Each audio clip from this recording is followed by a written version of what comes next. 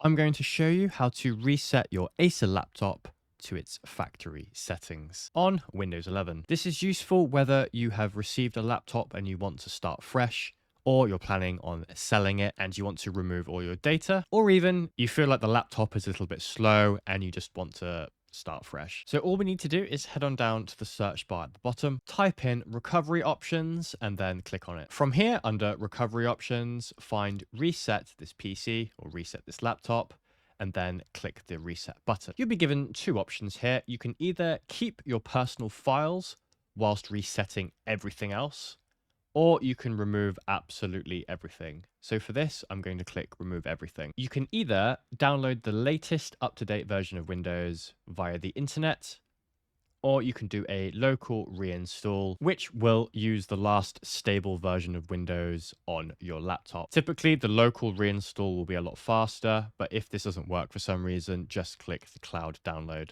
The next page gives a quick overview of the current settings that you've selected, and then on the next page, you get a full summary of everything that will be reset.